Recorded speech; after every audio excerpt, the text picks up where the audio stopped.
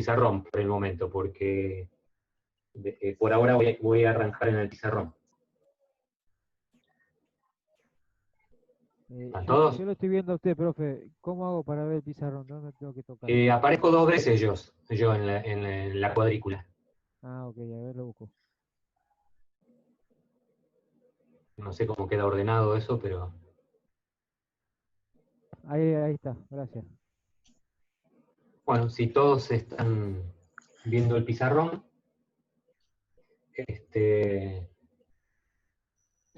ahí lo que están viendo es un bloque semiconductor, ¿sí? Acá. Es un bloque semiconductor. Y lo que vamos a hacer es el estudio de ese bloque semiconductor, el estudio del efecto Hall. El efecto Hall, por supuesto, es mucho más viejo que todo lo que estamos viendo, ¿no? Perdón, Mario. Sí. Creo que se dejó de ver. Se dejó de ver. Sí, Sí, se dejó de ver. No sé por qué.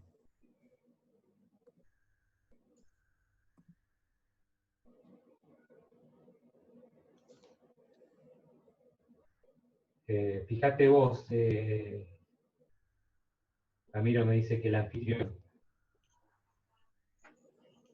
A lo ver. detuvo, no sé por qué. A ver. Yo también soy anfitrión, pero... Sí.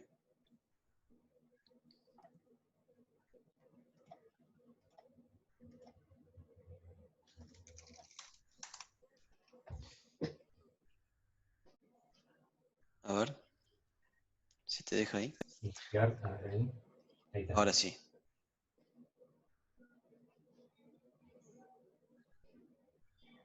Bueno, arranco de nuevo por las dudas.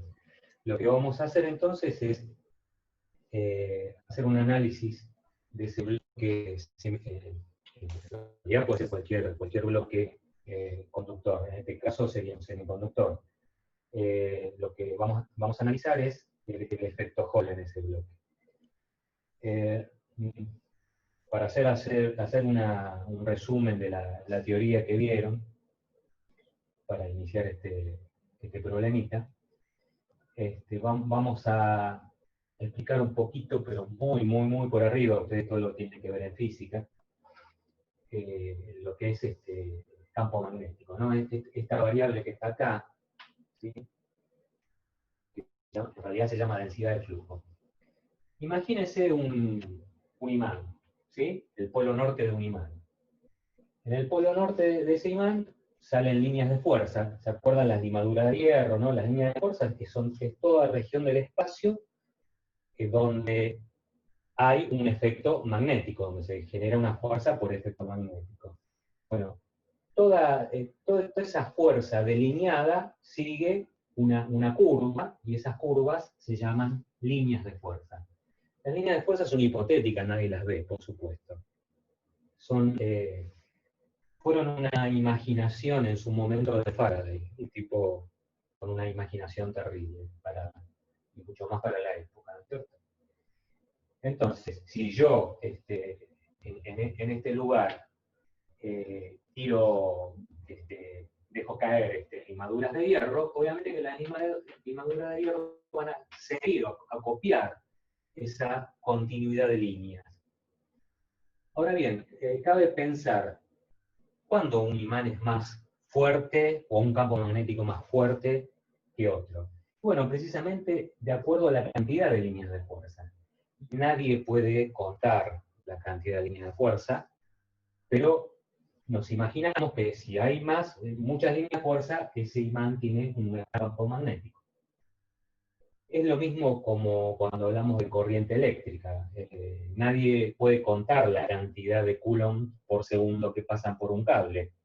Pero sabemos que, bueno, la cantidad en el tiempo incrementa la corriente eléctrica, o la intensidad de la corriente eléctrica, mejor dicho.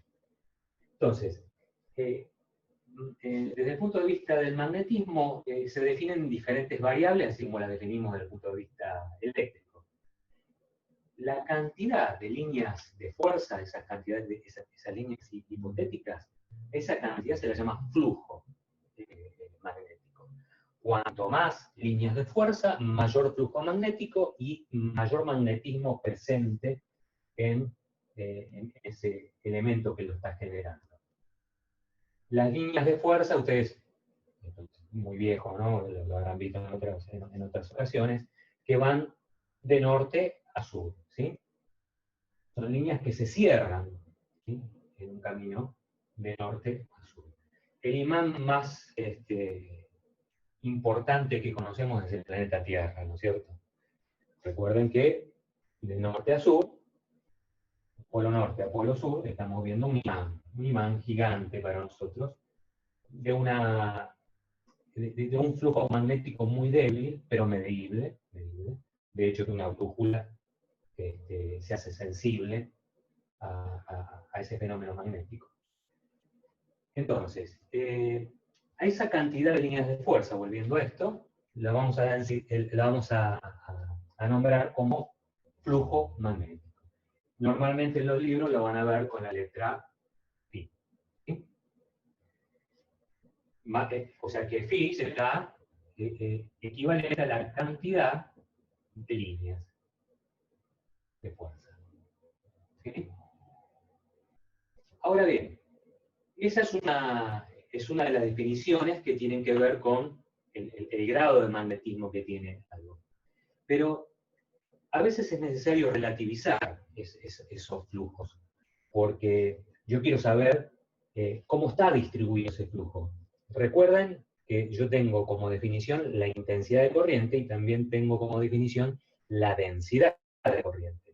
La intensidad de corriente es todo, ¿no? Es todo el caudal, pero la intensidad de corriente, pero la densidad de corriente me está diciendo cómo se distribuye en la superficie, en el plano que enfrenta ese flujo de corriente.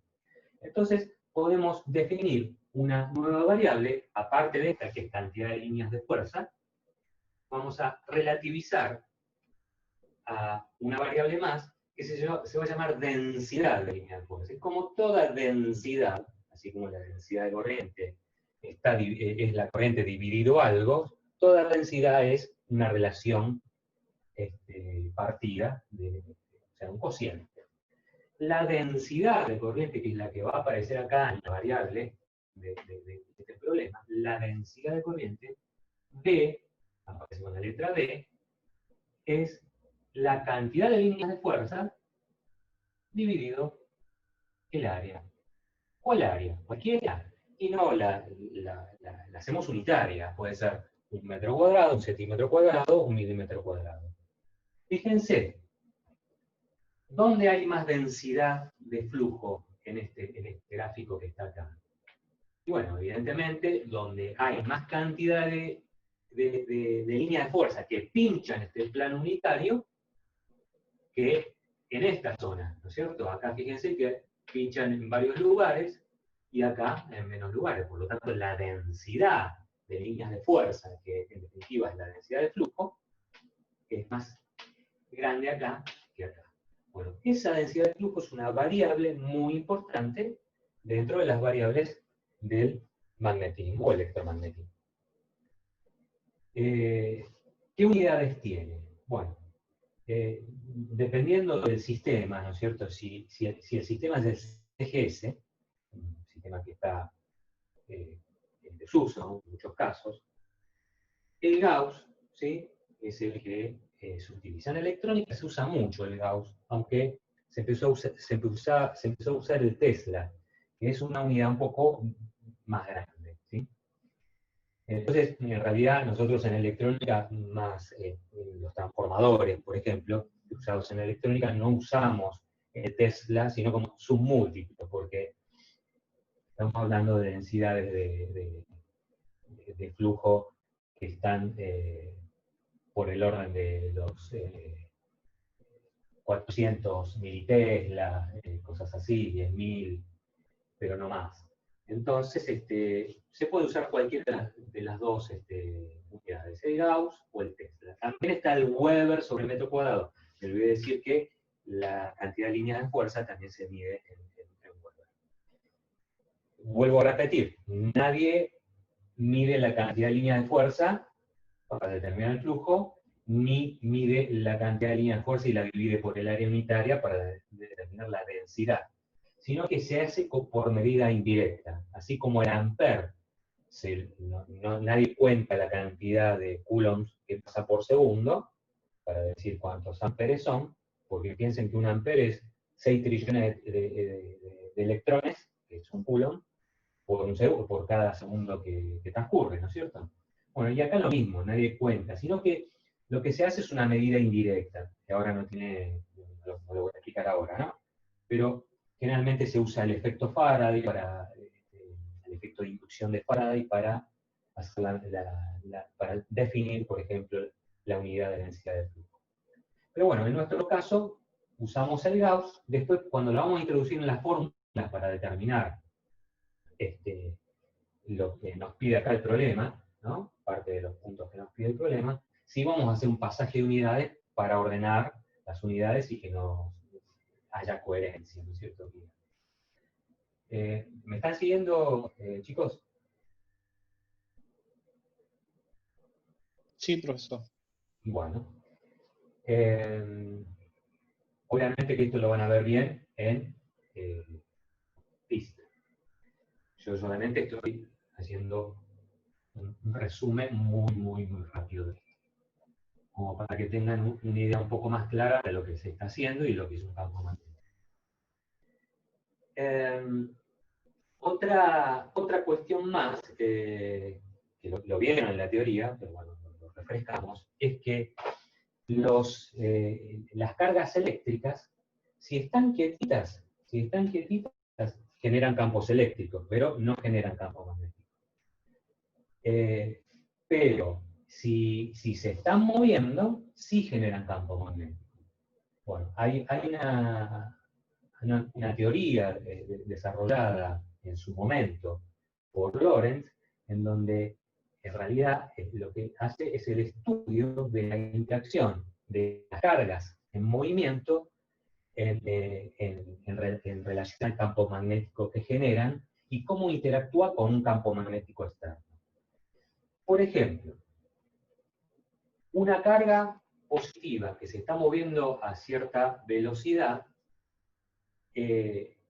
y externamente hay un campo magnético, que acá aparece en el problema, lo que estudia Lorentz es cómo interactúa, qué se produce. Por ahora, ahí no hay ningún campo eléctrico, porque nosotros sabemos que las cargas eléctricas, sobre las cargas eléctricas hay fuerzas debido a campos eléctricos, pero bueno, Lorentz lo que determina es que una carga eléctrica en movimiento, en presencia de un campo magnético externo, se genera una fuerza que es de origen magnético. Todo está porque, en realidad, una carga en movimiento genera campo magnético. Entonces, en realidad, en definitiva, es la interacción entre dos campos, el externo, que ahí dice BZ, y el campo que genera esa carga que está en movimiento. Si la carga está quieta, no hay campo magnético. Por eso una corriente eléctrica genera un campo magnético, ¿no es cierto? Cargas estáticas, no, solamente campo eléctrico. Bueno, ¿cómo se determina el sentido de la fuerza magnética que se genera cuando una carga se está moviendo, por ejemplo, acá hacia la derecha, en presencia de un campo magnético que está así, en esta dirección? Hice este dibujito para asociarlo con lo que tenemos que hacer, porque en realidad debería generalizarlo un poco más. Bueno, hay una regla, se llama regla de Fleming, que es también regla de la mano izquierda, también está la regla de la mano derecha, y bueno, hay un montón de esos ábacos que utilizan las partes del cuerpo, ¿no es cierto?, para identificar las direcciones. Quizás hayan escuchado hablar de la regla de tirabuzón. Bueno, esto es así. La regla de la mano derecha, perdón, de la mano izquierda, es así. Se usa el dedo mayor, índice y pulgar. El dedo mayor direcciona a la velocidad, todos son vectores, ¿no es cierto? La velocidad con que se mueve la carga, en este caso positiva. El dedo índice, la dirección del campo magnético, y ¿quién va a dar la fuerza? El pulgar. Para una carga positiva, fíjense, velocidad, acá pongo, ¿alcanzan a ver mi mano? Haciendo el... Profesor. Sí. Bueno, esta dirección, velocidad. Esta dirección, el índice, campo magnético. ¿Quién es la fuerza? Esta que está acá, que la de hoy, en realidad sale del pizarrón, ¿no es cierto? La estoy viendo acá en perspectiva. ¿Con qué dirección? La dirección del pulgar. Acá lo ven. Y es una fuerza magnética. Bueno, ¿qué determina Lorentz acá?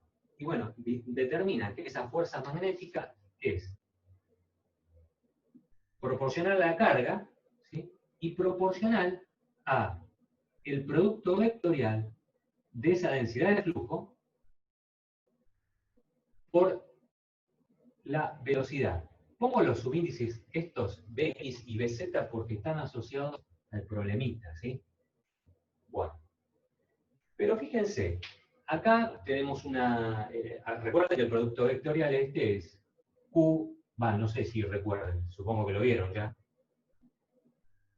Módulo de Bz, módulo de Bx, multiplicado por el seno del ángulo, alfa. Pero en este caso el alfa, ¿cuánto vale? 90, por lo tanto esto vale 1, ¿no es cierto? O sea que, en realidad, esta fuerza es perpendicular al plano que se genera entre el campo, la densidad de flujo magnético y la velocidad. Ese vector está a 90 grados y tiene un módulo que es U por el valor de la densidad del flujo por el valor de la velocidad con que se mueve esa carga. Esa fuerza, entonces, cuanto mayor es la velocidad, mayor es la fuerza, cuanto mayor es el campo magnético, mayor es la fuerza. Gracias a estos fenómenos que existen y funcionan los motores eléctricos, ¿no es cierto? Bueno, esto si la carga es positiva. Ahora, si la carga es negativa, es todo igual, pero la fuerza magnética es contraria.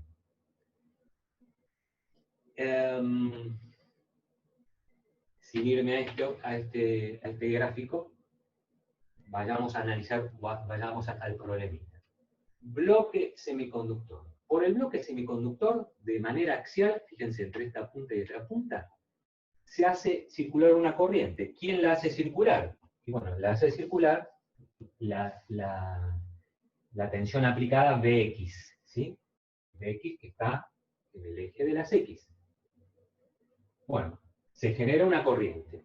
Pero yo ese bloque no sé quién es, ¿sí? No sé si es un conductor, no sé si es un semiconductor. Lo que sí me dicen es que este bloque tiene estas dimensiones que están acá. Si quieren pueden ir copiando, igual que lo que está siendo grabado, ¿no, Ramiro? Sí, lo estamos grabando. Ah, listo. Tienen estas dimensiones. Olvídense por ahora del campo magnético. Le aplicamos una diferencia potencial entre extremos X, que es de 1 voltio. Y dice que cuando eso ocurre se desarrolla una corriente I de 2,5 mA. Por otro lado, dicen que cuando le aplico un campo magnético a esto, ¿sí? A este bloque, en este sentido, en el sentido Z, dicen que ahí, acá en el medio, ¿sí? En el medio de esta pastilla, se produce una diferencia potencial. Bueno, esa diferencia potencial se llama tensión de Hall, ¿sí? Y esa tensión de Hall, lo vieron en la teoría, pero lo vamos a repasar un poquito, es un dato, en este caso es un dato del problema, y es de 300 milivoltios, y fíjense, yo acá simulé como si fuese un tester, ¿no? Como dicen los españoles, un polímetro.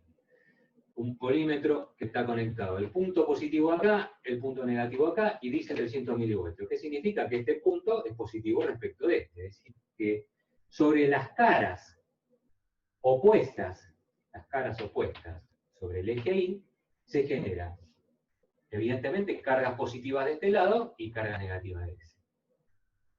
Eso todavía, o sea, ese es un buen dato. Es un buen dato. Lo que necesitamos es saber por qué y quién es ese material para que se genere una diferencia potencial con ese signo en base a cómo están signados los campos magnéticos y las corrientes.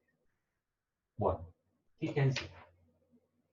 Vamos a esta regla de la mano izquierda que estaba acá. Yo voy a ir por el lado correcto, así lo hacemos más rápido, ¿no? Pero si fuesen lagunas o huecos, las lagunas que van a ir hacia en favor del campo eléctrico. Yo no lo puse, pero el campo eléctrico en este sentido, ¿no es cierto? Sería X. Van a ir en favor del campo eléctrico. Es decir, que van a tener el mismo sentido que este dibujito que yo hice acá. El campo tiene el mismo sentido que está acá. Por lo tanto, fíjense que la fuerza, aparece una fuerza en el sentido transversal, si esto es axial, en el sentido transversal, una fuerza magnética que lo que hace que hace que las cargas positivas se vayan viniendo hacia esta zona.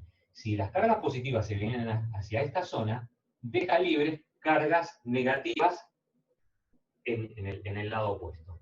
Por eso aparecen los 300 milivoltios con este signo. ¿Qué significa entonces? Que este bloque, yo lo hice por el lado donde estaba la solución, ese bloque es un bloque semiconductor tipo P. ¿Se entendió la idea?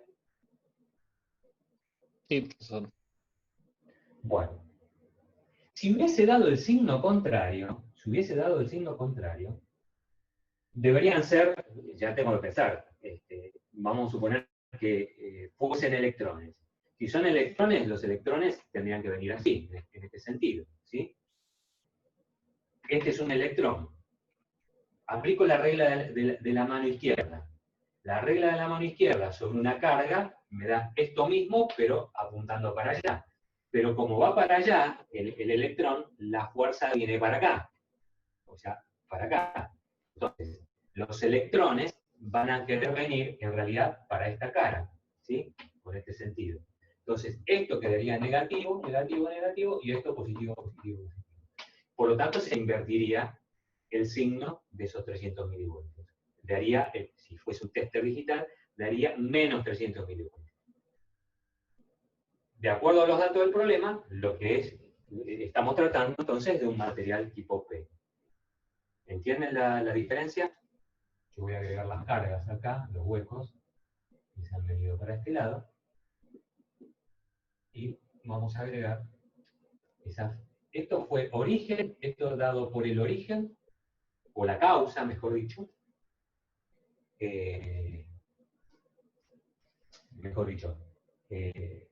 La causa fue la interacción entre el movimiento de la corriente que venía circulando debido a este generador por este bloque, por esta pastilla o esta película, generalmente son películas muy delgadas, de Z chiquito, esa interacción entre esas cargas en movimiento y este campo. Y lo que hizo fue desviar lagunas para este lado y dejar en descubierto en un lado y del otro lado cargas negativas. Por lo tanto, aparece una diferencia de potencial con este signo. Dado por el problema, si a mí el problema me decía, no, acá hay menos 300 milivoltios, bueno, tengo que pensar que es material N, donde está en juego ahí el corrimiento de electrones, ¿no es cierto? Si está todo ok, seguimos. ¿Puede repetir el tema, profe, del tipo de material? ¿Cómo define el tipo de material? Debido a la polaridad que se genera acá. Vuelvo. Si acá me queda positivo y acá me queda negativo, significa que acá hubo acumulación de lagunas y acá de electrones. ¿Estamos de acuerdo ahí? Sí. Bueno, ¿quién llevó a las lagunas acá? Bueno, las lagunas, si yo pienso que son lagunas, elijo el caso para no volver hacia atrás, las lagunas van viajando hacia el polo negativo, ¿no es cierto? Como las ves acá, de izquierda a derecha, de izquierda a derecha. ¿Qué fuerza va a haber sobre esa laguna que va viajando acá debido a este campo eléctrico? Una fuerza dada por la regla de la mano izquierda, en este sentido, en el sentido I, ¿la ves? ¿Y qué pasó ¿Cómo con me di esas cuenta? lagunas? ¿Cómo? No, ¿y cómo me di cuenta que esas lagunas son portadores mayoritarios en esa pastilla? Bueno, precisamente porque te generó acá una diferencia potencial positiva de este lado. Entonces son mayoritarios, o sea, esa polaridad la determinó los portadores mayoritarios, precisamente. ¿Se entiende? Si fuese una negativa, eh, yo tendría acumulación de electrones también del otro lado. O sea, tendría y de huecos de este Claro, pero el lado. O sea, desbalance, al ser mayoritarios las lagunas, el desbalance lo va a producir el mayoritario. Esa es la idea. También esto ocurre, ahora sí, sí, ahí me di cuenta. ¿entienden? También esto ocurre en metales, ¿eh? No hace falta ir al semiconductor. Si es un metal, son electrones y nada más. Lo que ocurre es que van a quedar los electrones, esos que están siempre ahí dispuestos a moverse, van a quedar de un lado y del otro lado van a quedar en desbalance y quedan iones positivos, no lagunas, iones positivos. O sea, ahí el desbalance es entre iones y electrones, ¿no es cierto? ¿Se entiende la idea? Sí, sí, ahora sí. Acá electrones obviamente son la menor cantidad porque no son mayoritarios, ¿está bien? Bien. Bueno. Lo que me pide el problemita en base a esta experiencia que se está haciendo acá en el pizarrón es, me dicen, bueno, yo someto a esta pastilla, a este fenómeno físico, con este campo magnético de 4400 Gauss. Piensen que, a ver, un imán puede andar, no sé, de neodimio, puede andar en 200 Gauss, 300, ¿sí? Depende obviamente del imán, ¿no? Para tener una idea. Y me genera entonces, yo le pongo este campo magnético, la pastilla es yo le pongo acá un voltio, Vx un voltio, se genera 2,5 miliamperes, ¿sí? Y me pide calcular la conductividad, después calcular la movilidad y después calcular el coeficiente de difusión, algo que tiene que ver con lo que dio Ramiro hace un ratito. Y el dato que me dan es que se generó una tensión de Hall de 300 milivoltios. Vamos a ver la parte físico-matemática de cómo se genera esa tensión de Hall. Mucho pizarrón no tengo, así que voy arreglando. Yo igual tengo anotado acá para no perderme por dónde voy. Entonces, recuerden que la fuerza magnética, en este caso, como estaban los vectores de manera ortogonal, es directamente U por la densidad de flujo, en Z, por la velocidad. ¿Cuál velocidad? ¿En qué eje? En X. ¿Está bien? Pero ¿qué pasa? Cuando aparece estas cargas, esta acumulación de cargas acá, positivas respecto de la otra cara, ¿qué se produce? Un campo eléctrico en este sentido, EI, ¿está bien? ¿Se entiende? De acá a acá aparece un campo eléctrico, lo voy a dibujar acá con otro color. Así. ¿Me siguen? Las cargas que vienen avanzando acá, esto se uniformó, digamos, se fueron corriendo las cargas, pero la corriente quiere seguir imponiéndose. Esto se llega a un equilibrio. Vamos a ver cómo se llega a ese equilibrio. Bueno, se van acumulando y se van a crear fuerzas de origen magnético, que ya sabemos por qué era, porque se movían las cargas y reaccionaban con este campo, pero a la vez va dejando este desbalance de cargas, va dejando ver un campo eléctrico, ¿sí? ¿Y pero qué pasa?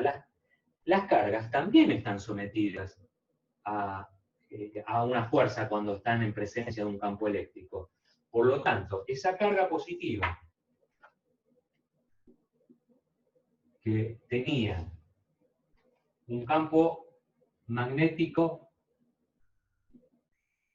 que es este que está acá, y hay un campo eléctrico en este sentido. ¿Qué hace? ¿Este campo eléctrico qué hace? ¿Esta carga para dónde va? ¿Para dónde tiene que ir? ¿Para el lado del campo magnético o por el lado contrario? Las cargas Recuerden que las positivas cargas positivas van a favor del campo. se iban a favor del campo, por lo tanto aparece una fuerza de origen eléctrico acá, ¿no es cierto? ¿Y se acuerdan la definición de campo eléctrico? Campo eléctrico era la fuerza por unidad de carga, ¿no es cierto? Esta es otra definición que son todas definiciones muy abstractas, porque en realidad nadie encuentra un campo eléctrico por la calle, ni una fuerza. Lo único que puedo visualizar o hacer más tangible una carga eléctrica. Pero son definiciones, ¿no es cierto? ¿Por qué lo defino de esta manera? Y porque si yo quiero definir que hay un fenómeno eléctrico, lo que hago en el espacio, lo que hago es pongo una carga y me fijo si sobre esa carga hay una fuerza. Sí, aparece una fuerza. Pero ¿qué pasa? Yo tengo que relativizar esa fuerza, porque si no, va a venir otro tipo y quiere medir el campo eléctrico en ese mismo lugar, pero va a venir con otra carga de otro valor y va a medir otra fuerza. Entonces lo que se hace es definir el campo eléctrico así. Entonces, no importa cuál sea la carga, yo sé que para una carga Q habrá una fuerza F que será una constante, porque si aumento la carga Q, va a aumentar la fuerza F, debido a la ley de Coulomb, por lo tanto, esto se mantiene constante. ¿Sí? Entonces esa es la definición de campo eléctrico. Bueno, esa fuerza eléctrica, de acuerdo a esa definición, será Q por E. ¿Está bien? Va a llegar el momento, o sea, que se va a equilibrar esta fuerza con esta, ¿sí? Porque la naturaleza busca ese equilibrio para que siga circulando corriente por el circuito, porque en realidad hay un campo eléctrico X, a través de una diferencia potencial Bx, que quiere sostener una corriente ahí, ¿sí? Una vez que se desviaron las cargas que se tenían que desviar, y se produjo ese desbalance, empieza a producirse este fenómeno de equilibrio de fuerza. Cuando esas cargas ya no están más sometidas a ninguna fuerza, es porque esta fuerza magnética se igualó a esa fuerza eléctrica. ¿Y cómo voy a ver que eso ocurrió? Y bueno, voy a verlo porque acá hay un lineal perímetro que me está midiendo una corriente que está constante. Ocurrido ya ese fenómeno de desbalance que dura, vamos a suponer, un instante, se establece una corriente y eso significa que las cargas circulan de manera recurrente o homogénea por la pastilla de manera axial.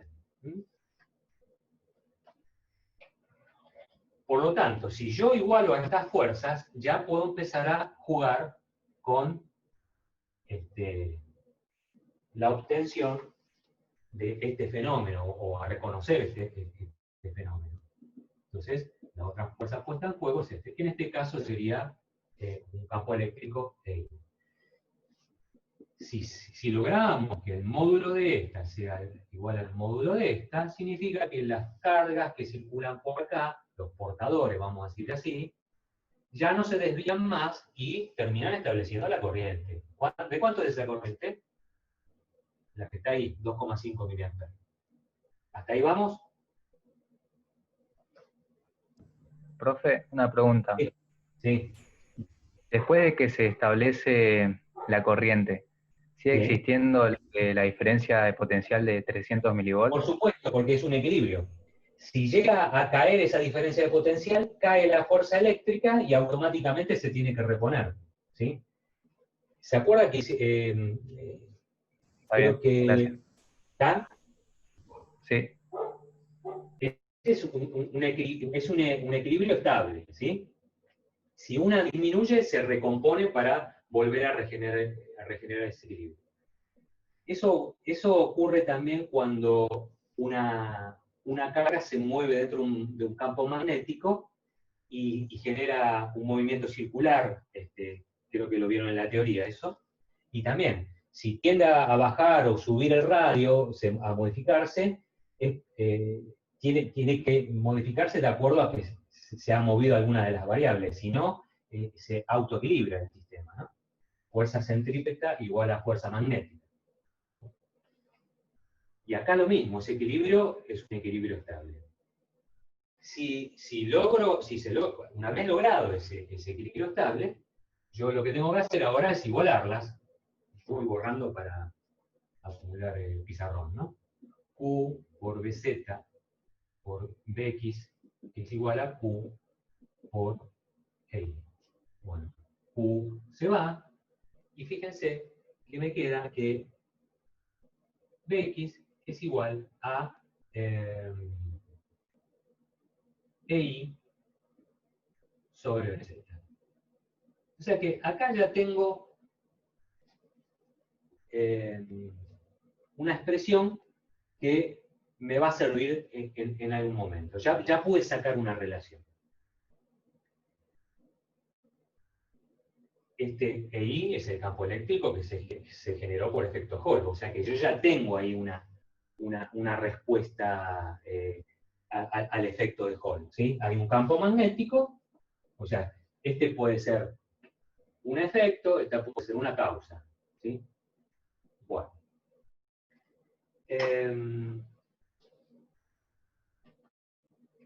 Ahora, como puedo ir borrando, antes de arrancar no, sigamos con esto. Yo voy a poner la expresión ahí para que quede recordada. La ponemos por acá. Bx es igual a I sobre BZ. ¿No? Bueno, pero ¿se acuerdan que Bx,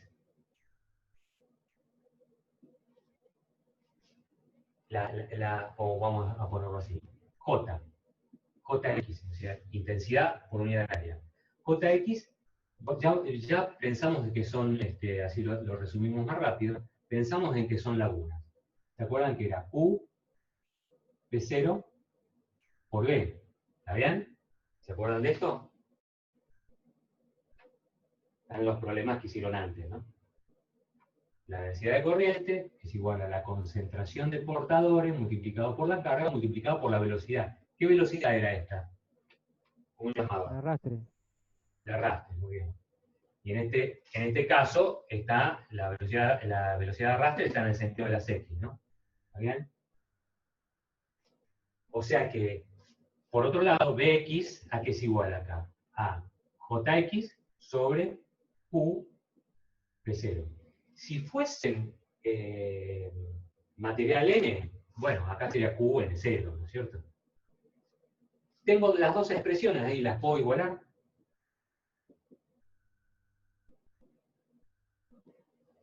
¿Está bien? Bueno. Hay algo que puedo hacer acá, que es importante. Si hago esta relación, EI dividido JX por Z, densidad de corriente en el sentido de las X, ¿quién la impone? Este generador. Densidad de flujo, ¿quién lo impone? Un campo que es externo, no tiene nada que ver con esto. Y este campo eléctrico es el que se establece. ¿Esto a qué es igual? A 1 sobre Q por PC. ¿Se entiende? Igual es la velocidad que sacamos de acá, de haber igualado las fuerzas, y esto viene de la ecuación de continuidad no importa, puede ser un metal o un semiconductor. Lo único que hicimos fue despejar el X de acá, le igualamos, y lo que hago es dejar de un lado las variables que tienen que ver con este sistema, con este fenómeno, y por otro lado dejo variables que tienen que ver con cuestiones de material. una caracterización del material. P0, Q es la carga del electrón, pero P0 es una característica que va a tener ese material, ¿sí? Concentración de huecos. ¿Está claro? Bueno, es decir que esta expresión que está acá ya me va a caracterizar el material, porque dependiendo del material, de acuerdo a la concentración de portadores, ¿sí? Esto va a tener un valor determinado. Y cualquiera de las variables que yo mueva acá, porque corrí la corriente, porque modifiqué BZ, se va a modificar por ende el campo eléctrico, todo esto va a tener que ser esto, y esto es una constante, porque yo el material no lo cambié. ¿Se entendió eso? Sí, profesor. Bueno, a esto, ¿saben cómo se lo llama? Constante de Hall, ¿sí? Y esa constante del efecto Hall, para este caso será para lagunas. Si fuese un material mayoritario electrones, sería Rn, ¿no es cierto?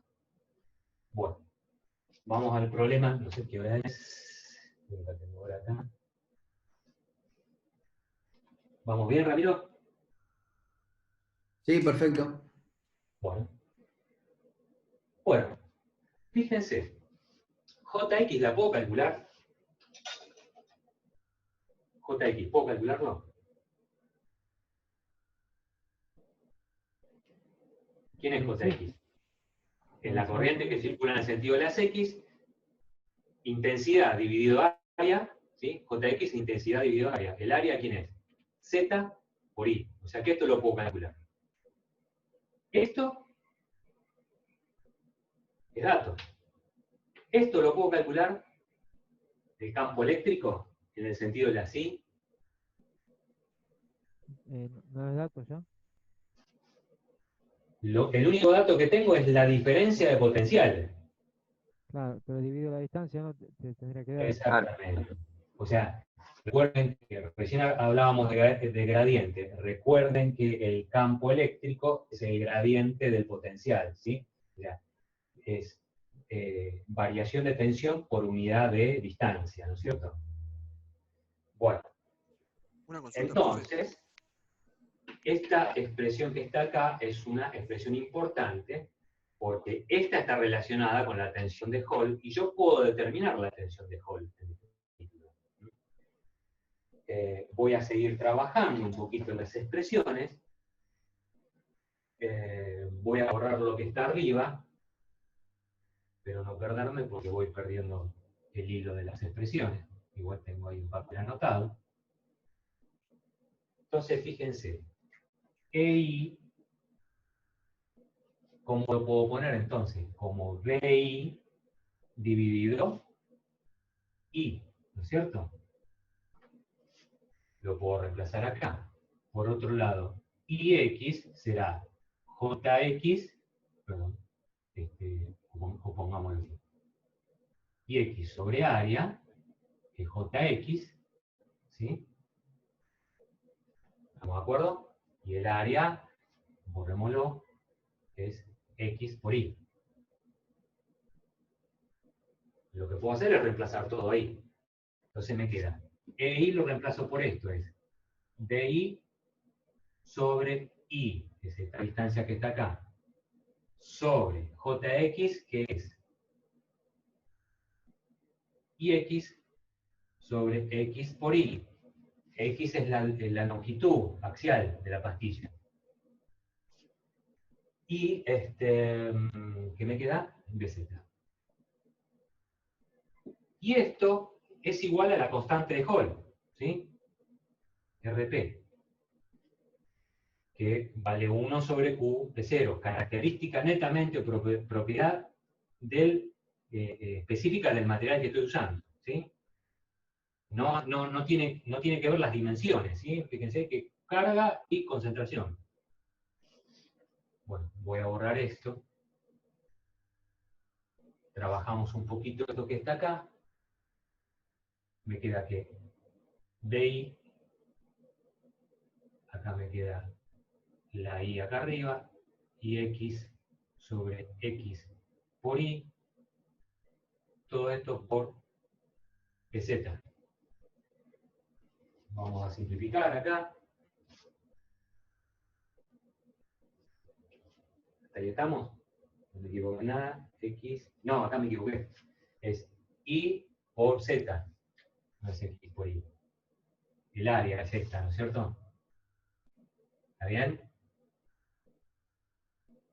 Sí, profesor. Entonces es Y por Z. Y por Z.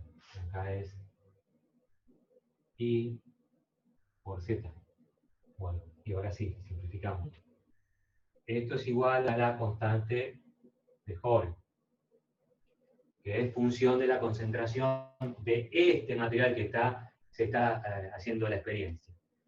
Reordenamos un poquito, después ustedes lo tienen que hacer bien en el papel, ¿no? Porque en la filmación van a ver que escribo y borro, ¿no? Entonces me queda que, y puedo despejar BI directamente, que es la tensión de Hall. BI, ¿a qué es igual? A este Z, hagámoslo por partes, sin tiempo. Este Z que está acá, sobre X por BZ igual a RP. ¿Dice bien? Sí. Ahora despejamos BI. BI es RP multiplicado por X por BZ sobre Z. Y acá tengo la tensión que se genera por efecto Hall. Esta diferencia de potencial que está acá. Y fíjense, si el campo magnético es 0, la tensión de Hall, ¿cuánto vale? 0. Si la corriente axial que inicia el fenómeno es 0, la tensión de Hall también es 0. Esto no puede ser 0 porque es una propiedad del material. Y fíjense que la tensión de Hall es inversamente proporcional a Z.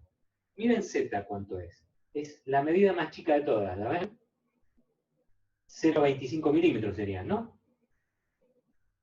¿Qué significa?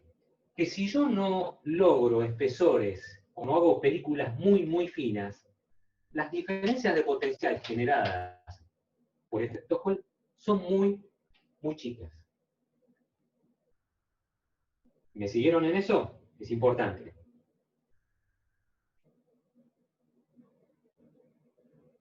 Sí.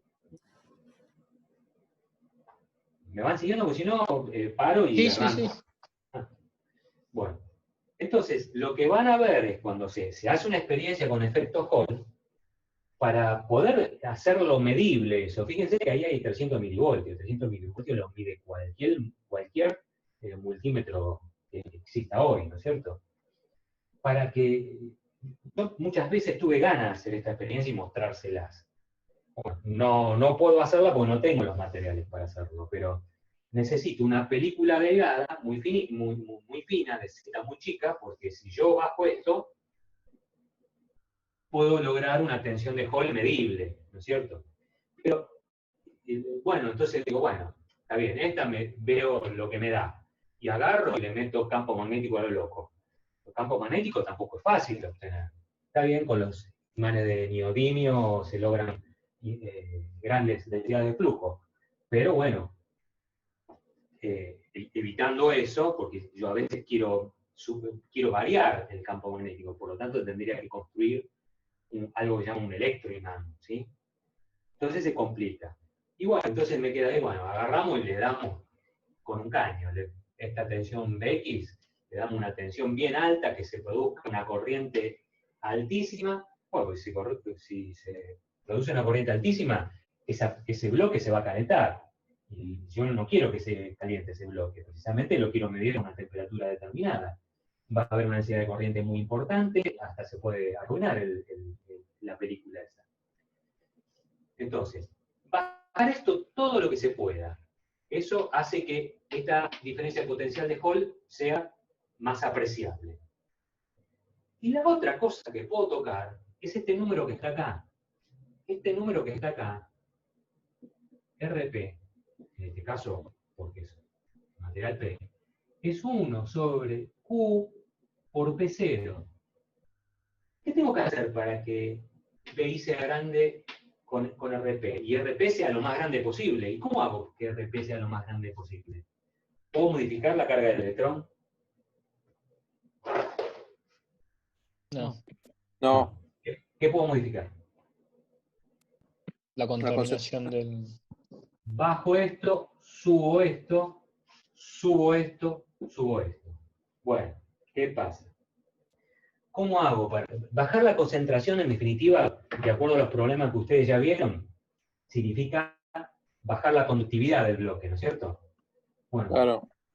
¿cómo hago? Y bueno, necesito un semiconductor. Los semiconductores son esos que tienen baja conductividad. Pero tampoco puede ser un aislante, porque si es un aislante no hay portadores, no se genera este fenómeno, el fenómeno de Hall. Bueno, entonces, y puedo usar, digo, lo que más cerca tengo, lo que tengo a mano es, ¿vieron un pedazo de Pertinax? Listo, el pedazo de Pertinax tiene algunos micrones la lámina, Z más o menos lo podemos lograr. Lo que pasa es que en un metal, este número no es P, ¿no? Vamos a llamarlo N. Este número es altísimo. ¿Se entiende? Entonces, este número es re chiquito. Entonces, este número va a ser muy chiquito. Entonces, la experiencia la puedo hacer con cobre, por ejemplo, del efecto Hall. No, negativo. Claro. En realidad voy a medir milivoltios o microvoltios ahí. Y voy a tener que amplificar mucho. ¿Sí? Y sería un problema. Pero bueno, en realidad el efecto Hall no se hizo para hacer una experiencia nada más. Obviamente que Hall lo hizo, no sé bien bajo qué circunstancia lo hizo, pero jamás pensó en qué se podía aplicar. ¿Sí? ¿En qué se aplica el efecto Hall? Y es fabuloso. El efecto Hall es fabuloso. Porque fíjense, la tensión de Hall es linealmente proporcional con ¿quién? Con el campo magnético. Es decir, que por efecto Hall puedo hacer un medidor de campo magnético. Sí. Sí. Y yo, cuando hago un instrumento, lo que tengo que tratar es que la variable que uso como elemento sensible, ¿sí? Y como efecto indirecto, sea lineal respecto a lo que, al efecto que crea, ¿no? Entonces, está bien ubicada acá la densidad de flujo. Aumenta la densidad de flujo, aumenta la tensión. Baja la densidad de flujo, bueno, baja la tensión. Entonces tengo acá esta variable BI, es una función lineal de BZ. Después estos son términos constantes, porque yo y X lo Una consulta, fijo y no lo profe. muevo más. RP, elijo el material, no lo muevo más. Z, lo dimensiono y no lo muevo más. Por lo tanto, en definitiva, lo que yo puedo lograr con esto es,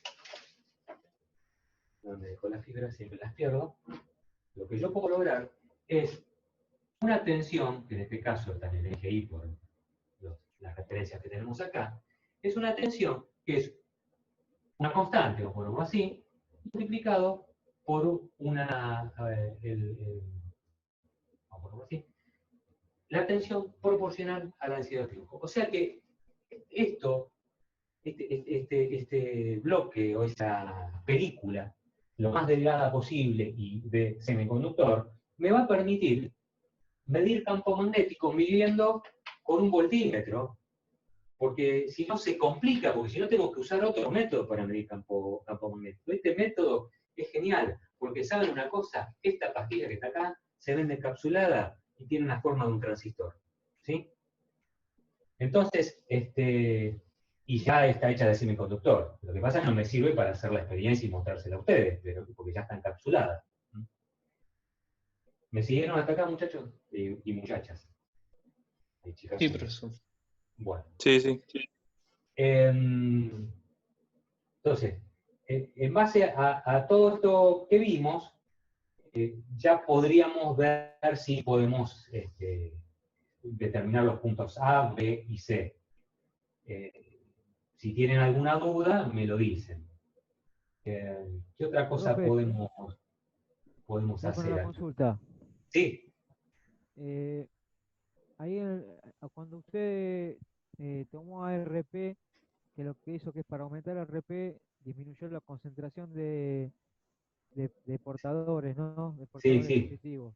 sí, Bien, al disminuir la concentración de portadores positivos, aumenta RP, pero también aumenta la resistencia y por lo tanto va a disminuir la corriente. Entonces, Bueno, ¿en qué pero proporción, bueno, en qué hay que proporción jugar con esas también, variables. De última, aumento BX, ¿está bien? claro, aumentaría la...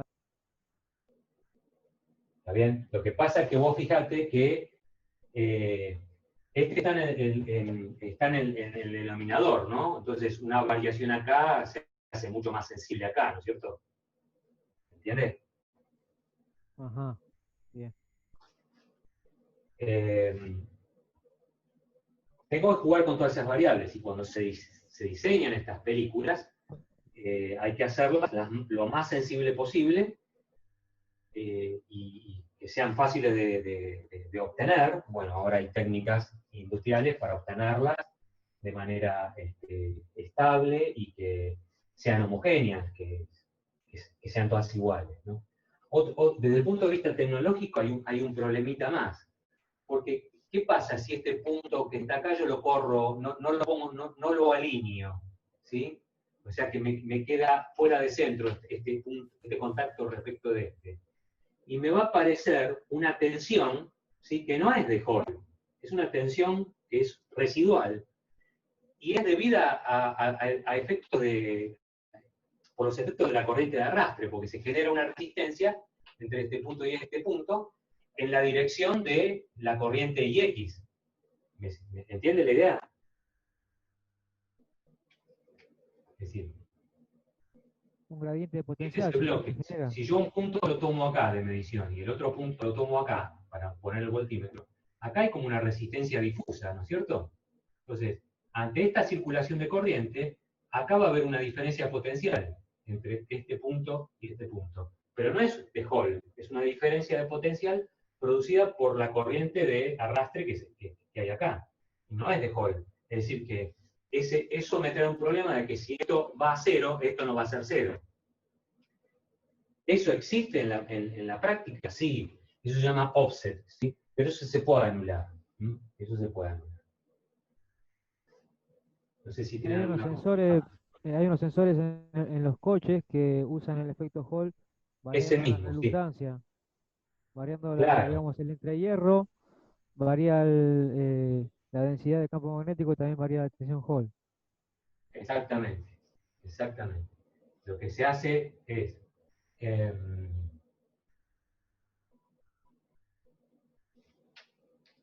Yo puedo hacer lo siguiente.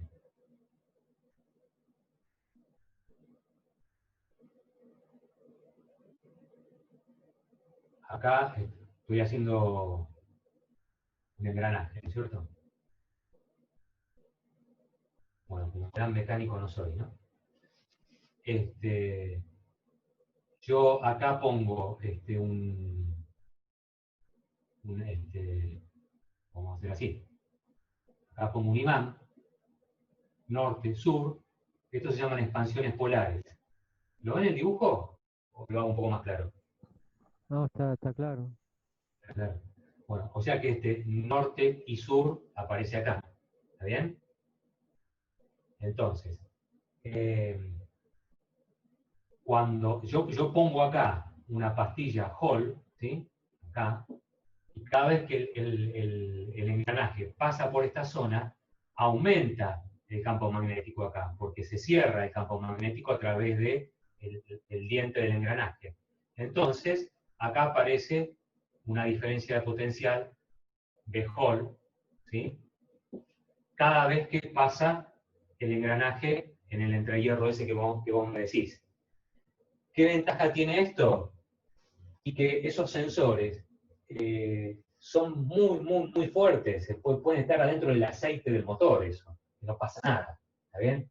El único problema es que hay un cambio de la temperatura, hay aumento de la temperatura, pero es una de las aplicaciones como sensores de posición, ¿sí? Porque me dice, cada vez que el diente pasa por esta zona, el diente que gira así, el engranaje gira así, cada vez que pasa por acá me genera un impulso, ¿sí? Y esta tensión, ¿sí? Y estos impulsos dependen de la velocidad con que gira el engranaje. Esos impulsos es la tensión Hall, en definitiva, ¿no? Ahora esos sensores ya vienen integrados y tienen un amplificador adentro para amplificar esta tensión que hay acá. Bueno, entonces, como aplicación, la de sensores es muy importante. Y la otra es para medir intensidades de corriente, como hicimos recién, ¿no? Porque yo puedo hacer lo siguiente. Un anillo de material ferromagnético. Si por acá hago una espiga, ¿sí? Un enrolamiento. Por acá hago circular una corriente eléctrica, ¿sí? Se genera un campo magnético y esto forma un circuito magnético. Ustedes todavía no lo saben esto, pero bueno. Todas las líneas de fuerza van a venir por acá, ¿sí? Si yo acá parto esto, hago lo que se llama un entrehierro y pongo un sensor Hall acá, ¿sí? Como yo sé que V es función de la corriente y a la vez la tensión Hall es función del campo magnético, el campo magnético es función de la corriente y la tensión Hall es función del campo magnético. Por lo tanto, esta tensión termina siendo proporcional a la corriente. Entonces, de esa manera puedo medir corriente sin interrumpir el circuito corriente, porque este es el mismo cable, puede ser el cable de la línea. Hay muchos sensorcitos ya que se venden muy baratos, basados en el efecto Hall, los famosos Arduino, ¿sí? Que se usa para sensar corriente en la corriente de línea, por ejemplo, o la corriente en cualquier circuito. Pueden medir corriente continua o corriente alterna esto, ¿sí? Porque acá ese problema no está.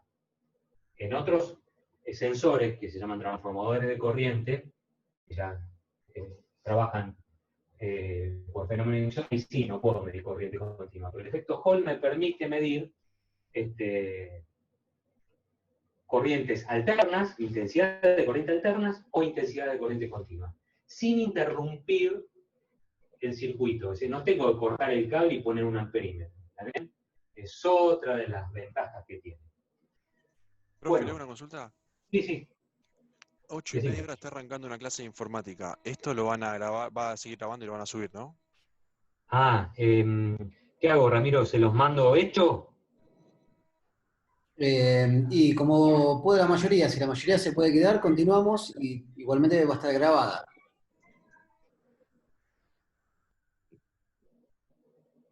Yo no tengo problema, tengo tiempo, ¿eh?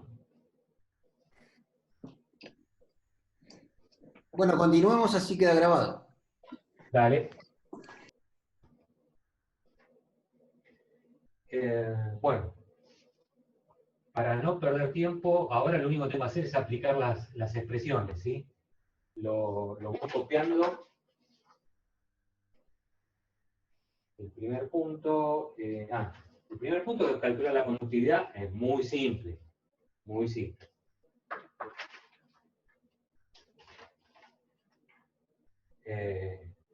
Recuerden que voy a hacer el bloquecito así de perfil, lo voy a poner, ¿sí? Esto mide X. Y tiene área Y por Z. Voy a hacer rápido. Tiene una conductividad determinada. Tiene una conductividad determinada. Esto mide de largo X. Bueno, recuerden que R es ρ o 1 sobre sigma, 1 sobre conductividad, por la longitud, que es X, sobre el área. El área es I por Z. ¿Está bien?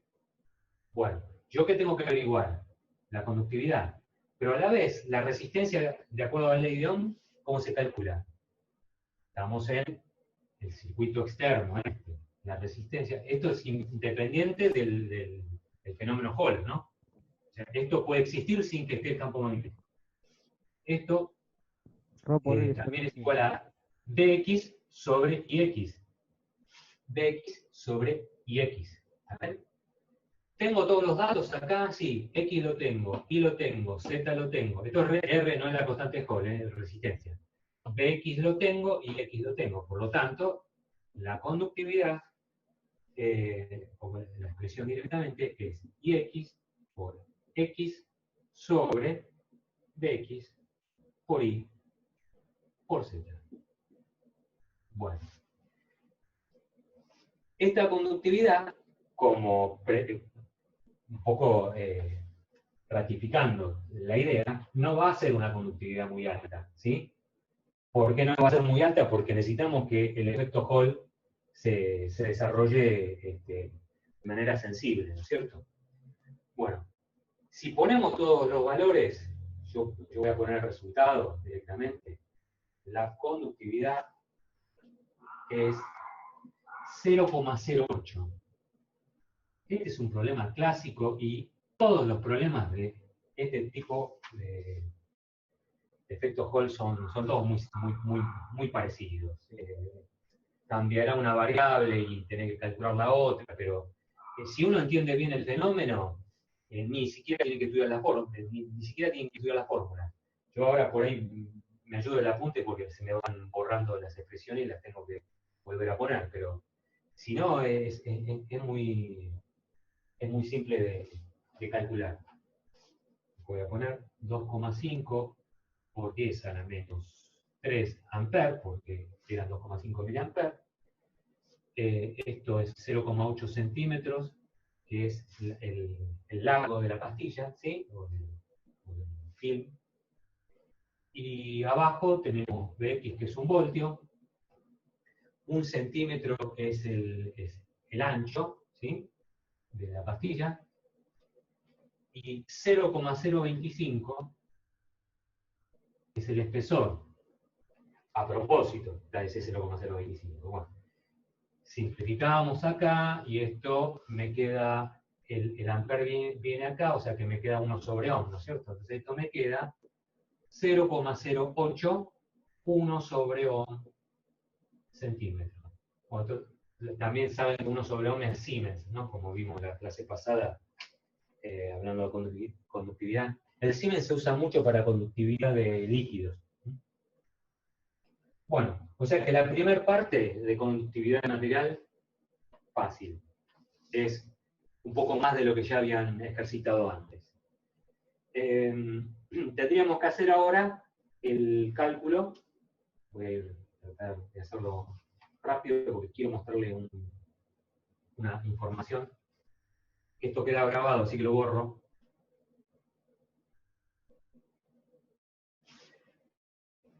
¿Cómo calculamos la conductividad?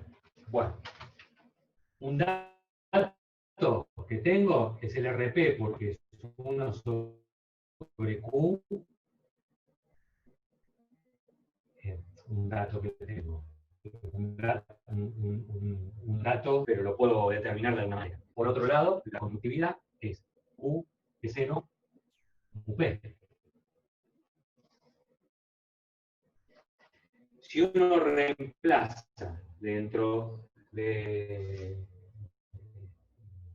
entre una y la otra, ¿cierto? Usando una respecto de la otra, me queda que mu P del finete, o de la película delgada esta, va a ser igual a 1 sobre Q por la concentración, era 0,08. Esto que está acá es RP, ¿no es cierto? Muy bien. Por otro lado, recordemos que esta, la otra expresión, esto era R, ¿se acuerdan? RP. RP era EI sobre JX por PZ. O sea, si bien no tengo P0, pero tengo esto, que son todos datos, ¿no es cierto? Bueno, si entre esta y esta ordeno variables, obtengo la siguiente expresión.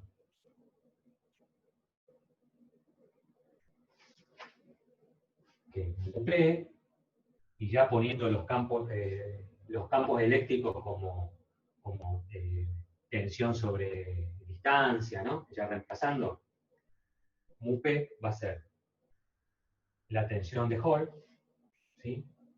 El espesor Z, lo estoy resumiendo, ¿eh? Para que no se haga tan tarde. Sobre Z, después si no llega me mandan un mensajito y lo vemos. Y esto es X. Pero usando estas expresiones, ¿sí? EI lo ponemos como BI sobre I, JX lo ponemos como I sobre el área al cuadrado, que es I por Z, y agrupando variables, despejando un UP, bueno, obtenemos esto. Bueno, una cuestión, ahí ya puedo poner los valores y ya está, ¿no? Cuando vamos a tratar el tema de poner el valor de Z, si pongo acá Gauss directamente me va a dar cualquier cosa. Eso también es lo que les voy a mandar, el tema de unidades. Yo sé que un Gauss, eso se lo voy a mandar reducido, ¿no? Se lo voy a reducir y se lo voy a mandar en el WhatsApp, se lo puedo mandar, no hay problema. Un Gauss es 10 a la menos 8, esto es de pasarlo a Tesla y operando un poquito más y ya puedo obtener esta expresión. Esto es volt segundo sobre centímetro cuadrado. En realidad, volt segundo es, tiene que ver con el fenómeno de inducción de Faraday. Y centímetro cuadrado es en relación al área. Recuerden que esto se mide por unidades de centímetro cuadrado o metro cuadrado, ¿no es cierto? Si yo reemplazo estos valores acá y hago todo el resumen de unidades, ¿sí? Me tiene que dar que MUP es 5.450. ¿Qué? Centímetro. ¿La S de qué, profe? La S, segundo.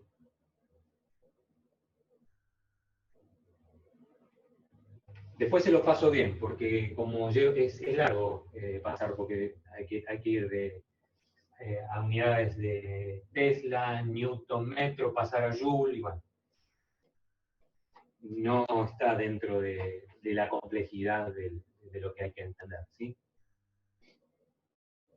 Yo lo que quiero que entiendan es el concepto y después lo otro hasta lo podemos resolver de cualquier manera. Igual yo se los voy a mandar cómo se deduce la unidad.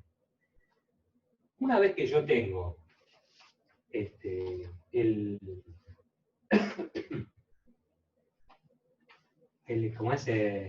la movilidad, ¿sí? ¿Qué podría hacer? Podría determinar el coeficiente de difusión. Bueno, eso como de la teoría, ¿sí? ¿Qué pueden, qué pueden hacer con la movilidad? Había una relación que habían visto en la teoría, ¿se acuerdan?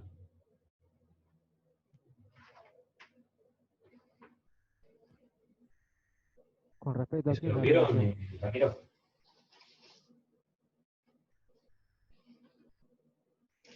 ¿La movilidad con respecto a qué?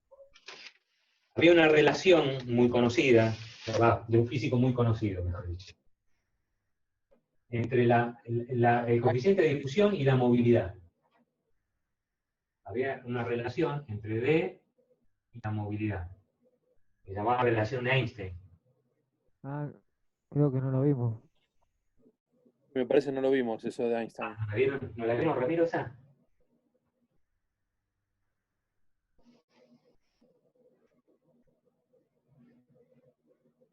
¿Estás, Ramiro?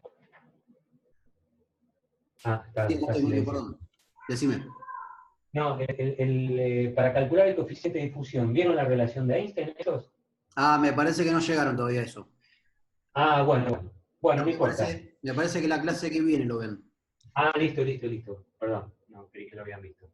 Bueno, la relación de Einstein es esta, que el coeficiente de difusión dividido la movilidad es una constante y es lo que se le llama la tensión térmica. Pero bueno, después lo van a ver. Que esto, a temperatura ambiente, es aproximadamente 26 milivoltios. Como el MUP lo tienen, Cubo ahí abajo, el denominador. sí, perdón. Como tienen MUP, despejan el coeficiente de difusión. Y el coeficiente de difusión, obviamente, es el grandor del coeficiente de difusión, me va a determinar el grado de facilidad de corrimiento por el efecto de difusión, ¿no? Que es lo que vieron con Ramiro. Cuanto más grande sea ese factor, mayor para el mismo perfil de variación de la concentración, va a haber más corriente, ¿no es cierto? Porque es el factor D es el que multiplicaba el gradiente, como vieron hace un rato. Bueno, lo que les quiero mostrar ahora, espero que lo pueda ver rápido, a mí me cuesta el manejo todavía esto del Zoom, es, hay una empresa hay muchas empresas que hacen instrumental analítico. ¿Qué es el instrumental analítico? Son instrumentos que se utilizan para caracterizar materiales, ¿sí? Bueno, para los trabajos en microelectrónica, o los fabricantes de semiconductores en general, necesitan, si obtienen un material que diseñaron, quieren ver si ese material tiene las propiedades que ellos pretendieron en el diseño. Por ejemplo, si querían una movilidad de 5.400, del orden de los 5.000, quieren ver si se puede medir, ¿sí? Quieren ver que eso sea ese valor o que ronde ese valor. Si quieren quieren diseñar en función de un coeficiente de difusión determinado, bueno, hacen la teoría, ven cómo hay que hacerlo, se hace un lote de esa muestra de película y hay que ensayarla. Bueno, ¿cómo se puede ensayar? ¿Cómo se pueden sacar esos datos? Y haciendo el fenómeno o el experimento de Hall, ¿sí? El viejo Hall del siglo XIX, ¿sí? Se usa para caracterizar un semiconductor, en definitiva. Bueno, y yo voy a tratar de ver si puedo mostrarles esa página, dónde están esos instrumentos. Esto para darle este matiz práctico a la materia, así no se aburren tanto con la teoría, que en realidad no deberían aburrirse con dispositivos electrónicos, ¿no es cierto? Así que, bueno, fuera de joda, vamos a ver si podemos mostrarles algo. A ver cómo se va de acá. Aquí. Y a ver si se lo puedo mostrar. Bueno, primero tengo que mostrar pantalla. Compartir pantalla. Lo tengo acá.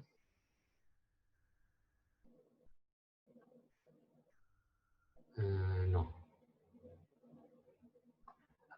Les voy a mostrar esto primero. ¿Ven un video? Sí. Sí, se ve la página. Bueno, En el video. esta es la experiencia que yo quisiera hacer, pero no tengo... No esta precisamente. No sé qué es esto. Un video de Luthiers. Sí, Sí, hay que no. sacar la guitarra ahora. Sí, ahora podemos hacer algo de eso.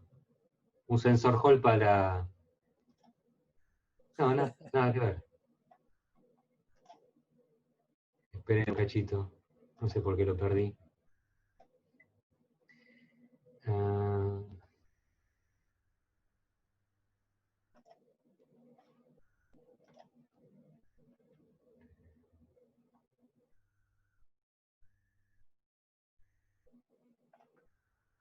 ¿dónde está? Problemas.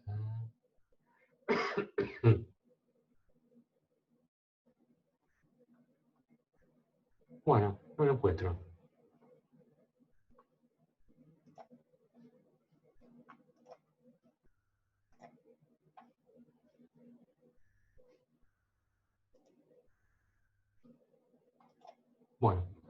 Bueno, el videito ese no lo tengo. O está acá, a ver.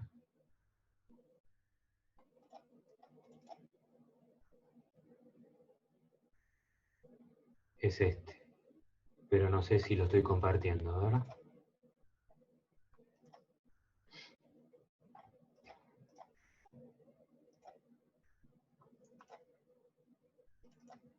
¿Ahora sí?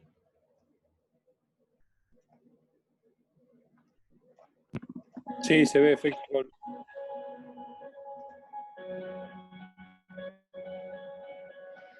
Bueno, lo que yo les decía antes de iniciarlo,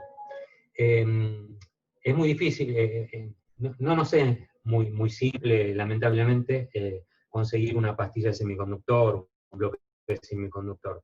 Pero sí se puede hacer con un material poco conductivo que tenga una concentración de portadores baja para no lograr espesores, tener que usar espesores tan finos, ¿sí? Y tener una tensión de Hall medible. Bueno, acá lo tienen. Una experiencia de unos uruguayos, acá nomás, cruzando el charco.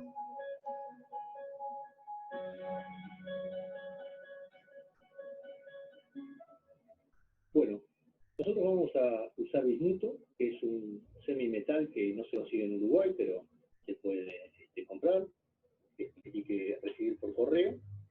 Es un metal muy quedadizo, tiene muy baja cantidad de portadores de carga, por lo cual es ideal para hacer evidente el efecto Hall. Para obtener trozos de poco espesor, lo que hacemos es calentar el mechero con un trozo de bismuto, una vez que así funde, y dejar caer la gota desde 1 metro de altura aproximadamente. ¿Le puede aumentar el volumen, profesor? Sí. Como le llamamos nosotros, de un espesor bastante uniforme, eso hay que medirlo después, de 0,10 milímetros de espesor. Bien.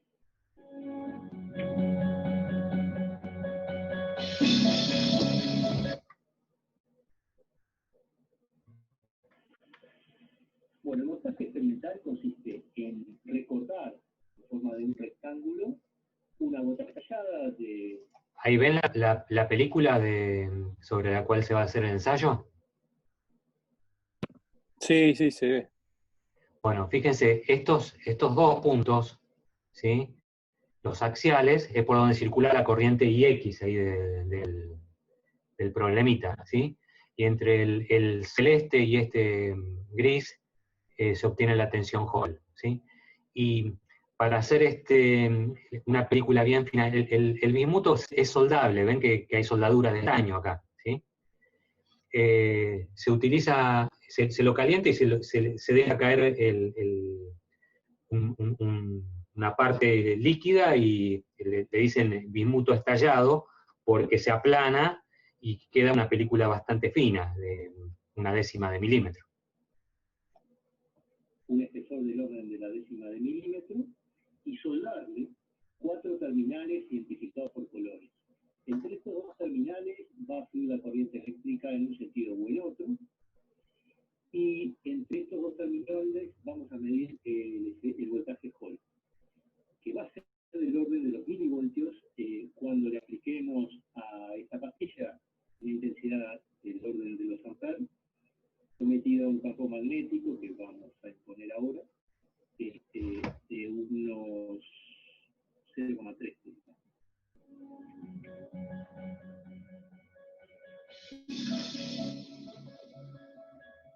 Cuando alimentamos a la pastilla en ausencia de campo magnético, siendo los imanes, allí aparece un voltaje lateral que llamamos voltaje de offset, que aquí estamos observando, depende de la alimentación que tenga. De hecho, incluso... Acá están ajustando BX, ¿sí? Y esta es IX. Convertimos el signo de la alimentación. Profe, esa tensión que aparece es porque no está alineado. Exactamente, es esa tensión de offset de las que le hablé. Sí. La pastilla que teníamos montada en el dispositivo, ahora la vamos a colocar dentro de un campo magnético. Que lo vamos a... Antes de que se asusten, esto es una balanza. La balanza lo que va a medir es la fuerza magnética. Ellos no van a medir campo magnético, ¿sí? Van a medir el efecto que se produce en el efecto de fuerza que genera el campo magnético que le van a aplicar a la pastilla. Y el efecto de fuerza lo van a medir con la reacción que hace sobre la balanza, ¿sí? Entonces van a medir peso, o la fuerza del campo que genera el campo magnético sobre el plato de la balanza, y esa fuerza es función de la densidad de flujo, BZ en nuestro caso, ¿sí? No miden con un medidor de campo magnético, con un gaussímetro, se llaman gaussímetros, ¿sí? Utilizando una herradura construida por nosotros, con 2 imanes de neodimio, sobre una balanza electrónica, para utilizar el método ya conocido de balanza de Cotton para determinar el valor del campo magnético al que va a estar sometida la corriente cuando hagamos pasar corriente por la pastilla que tenemos acá.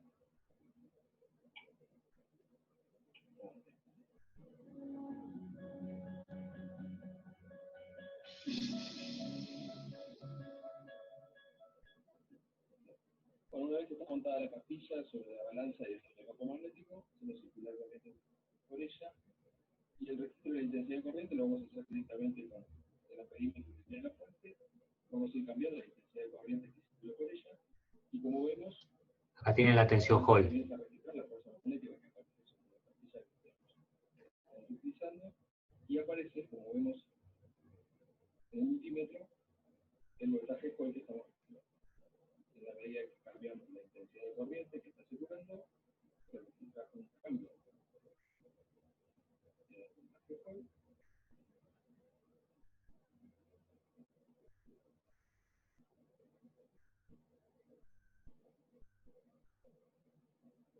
Si invertimos la polaridad y hacemos circular la corriente en sentido inverso, lo que notamos es que aparece sobre la lectura de los instrumentos un cambio.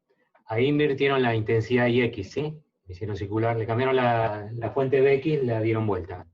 Bueno, no es más que esto, ¿sí?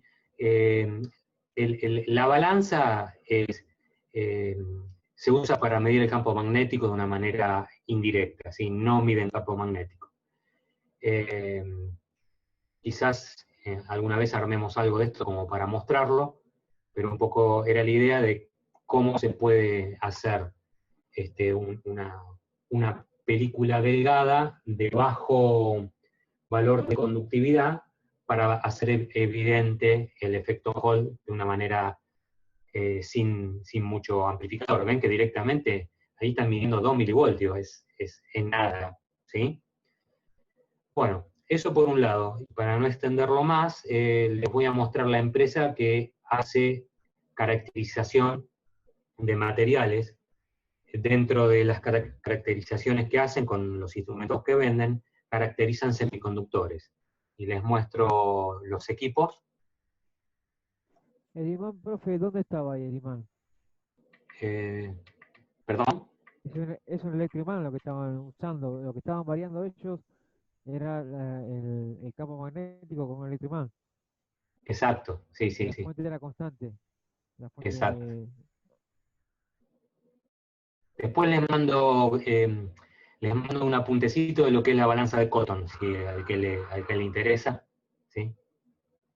Para que lo lean. Es simple el fenómeno. Se basa en la fuerza que se genera entre un conductor por el cual circula corriente sumergido en un campo magnético. ¿Mm? Esa fuerza es proporcional al campo magnético. Y esa fuerza la está midiendo la balanza. Les muestro así para terminar, a ver si está acá. Esta es la regla de la mano. No, esto no lo están viendo. Todavía no lo están viendo. A ver, ¿dónde está esta empresa?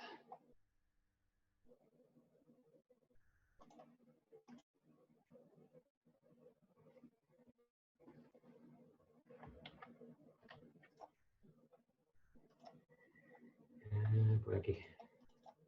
La empresa se llama Lindsay o Lindsay. Es esta.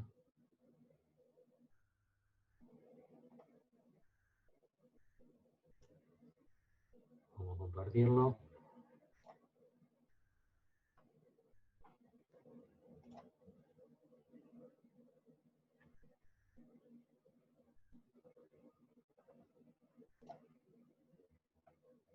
¿Están viendo?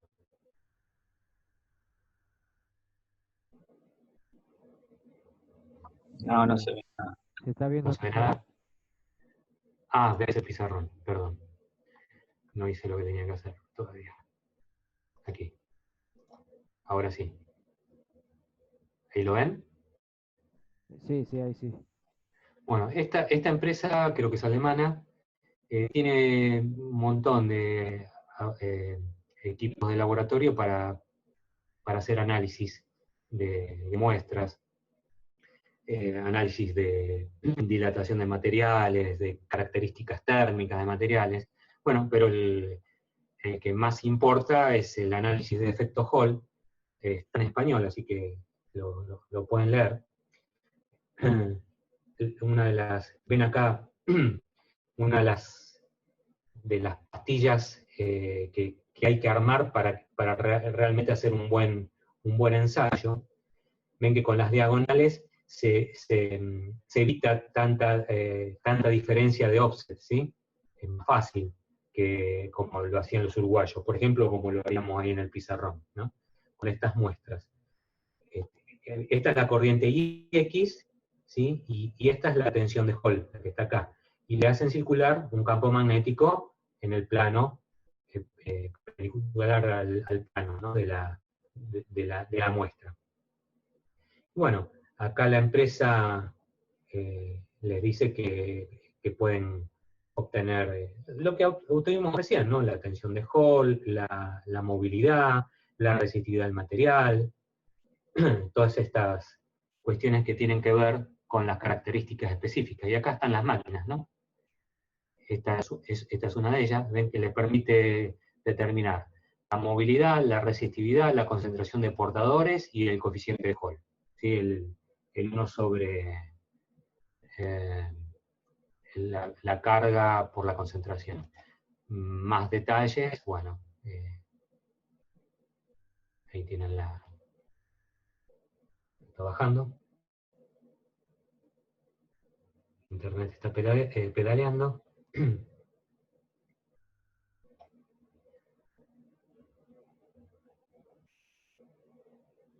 Bueno, acá hay una más.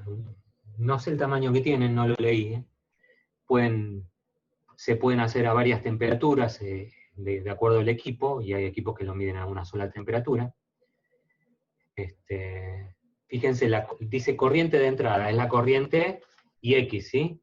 Pueden medir desde 5 nanoamperes hasta 100 miliamperes. Y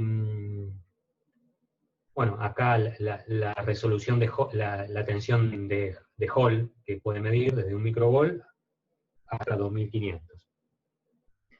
Y bueno, las geometrías de muestras que puede medir, ¿no? Que puede insertarse ahí en un cartucho que va acá arriba.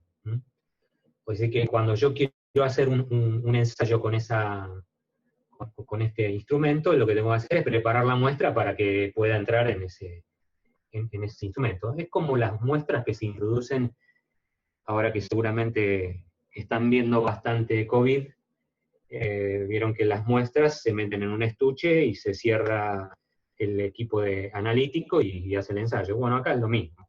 nada más que hace ensayos de otro tipo. Y bueno, el campo magnético con el que trabajan puede ser fijo, con un imán permanente de 0,75 Tesla, y si no, también con un electroimán que pueden ir variándolo, ¿sí? Bueno, y acá el rango que puede medir de resistividad, el rango de movilidad que puede medir, en qué atmósfera lo puede hacer. Bueno, a ver si ahí están abajo. Ven, acá están acá yo ubico la pastilla, ¿sí? Lo que voy a donde voy a poner el ensayo, esto lo encajo en un compartimento y me hace el ensayo. Obviamente que esto no lo vamos a comprar nosotros en la facultad, porque nosotros no fabricamos circuitos integrados, ¿no? O no fabricamos películas delgadas, pero digamos, es una inversión muy grande para tener, y seguramente la tienen los fabricantes de componentes electrónicos, ¿no? Más que todo de sensores, ¿sí? La parte de sensores semiconductores es muy importante. Bueno, no sé si tienen alguna duda, alguna duda que tengan sobre lo que vimos, me lo acercan, quedo atento a eso, y les voy a mandar el tema de las unidades, y bueno, nos seguiremos viendo lunes a lunes, si Dios quiere. Muy bien, profe. Bárbaro, buenísimo. Bueno. ¿Algo más, Ramiro? No, ya estamos, me parece, Mario. Bueno. ¿Alguna duda? Cortamos por acá. Dale. Bueno, chao, buenas noches, gracias. Chau a todos. Chao, buenas noches. Chau. Gracias a ustedes. Chao, muchas gracias, buenas noches. Chao, buenas noches.